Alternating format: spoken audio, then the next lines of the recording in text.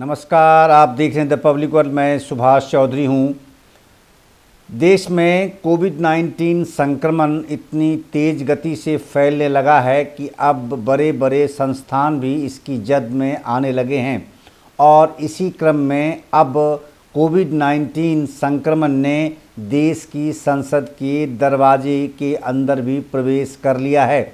यानी देश की राजधानी दिल्ली में स्थित संसद के करीब 400 कर्मचारी औचक टेस्ट के दौरान कोरोना पॉजिटिव पाए गए हैं। राष्ट्रीय राजधानी में नए मामलों में अचानक वृद्धि के मद्देनज़र 6 से 7 जनवरी को संसद में काम करने वाले सभी कर्मचारियों का औचक परीक्षण कराया गया था।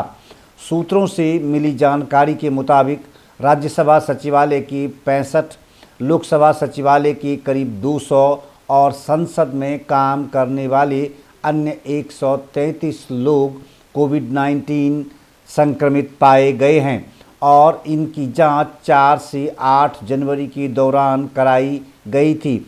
इनकी रिपोर्ट भी इसी क्रम में आई है। इसी को ध्यान में रखते हुए राज्यसभा के चेयरमैन वेंकैया नायडू ने अपने कर्मचारियों के लिए दिशा निर्देश जारी किए हैं। कर्मचारियों की उपस्थिति पर उन्होंने प्रतिबंध लगा दिया है। राज्यसभा सचिवालय ने अधिकारियों और कर्मचारियों की उपस्थिति पर प्रतिबंध लगा दिया है।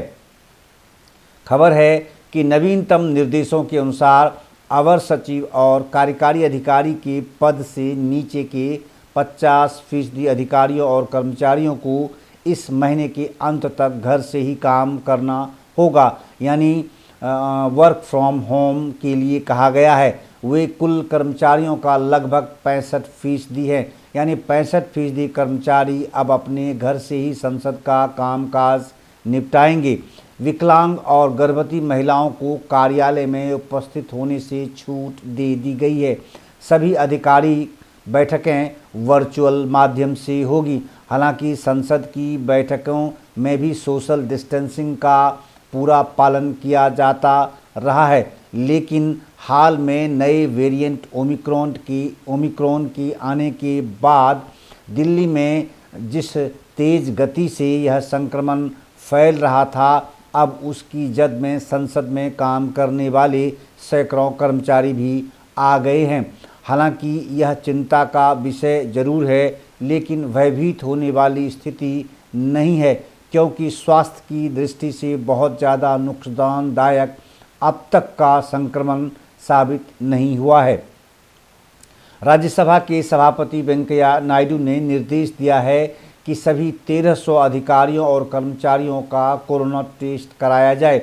उनका संक्रमण ठीक होने पर कड़ी निगरानी रखी जाए और ज़रूरत पड़ने पर अस्पताल में भर्ती होने और इलाज में उनकी मदद भी की जाए। उनके लिए खास इंतजाम करने का निर्देश जारी किया गया है। वहीं शनिवार की शाम को राष्ट्रीय राजधानी में लगभग 20,181 नए कोविड संक्रमण के मामले दर्ज किए गए थे, जबकि रविवार को यह 22,000 की सीमा को पार कर गया, जो पिछले 8 महीनों में सबसे अधिक है। यानी 7 मई 2021 को लगभग इतने ही नए केस दिल्ली में दर्ज किए गए थे।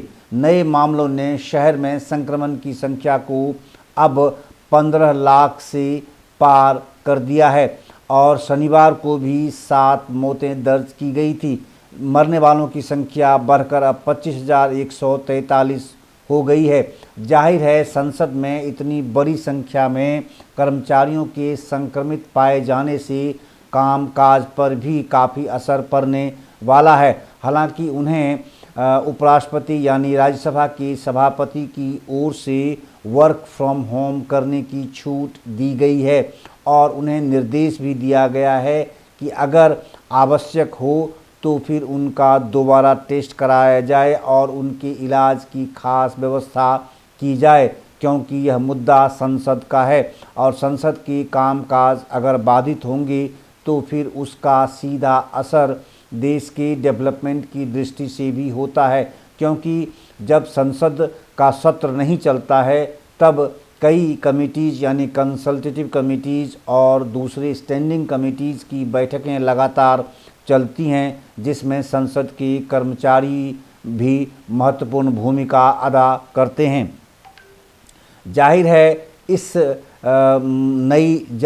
नई घटना से, इस नए घटनाक्रम से और इस प्रकार की खबर ने निश्चित रूप से चिंता पैदा कर दी है।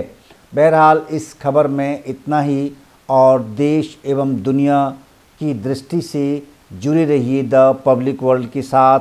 अगर आपने हमारे चैनल द पब्लिक वर्ल्ड को अब तक सब्सक्राइब नहीं किया है तो आप हमें अवश्य सब्सक्राइब कर लें और जनहित से जुड़े मुद्दे को उजागर करने में आप हमारी मदद करें। आपका बहुत बहुत धन्यवाद, बहुत बहुत धन्यवाद।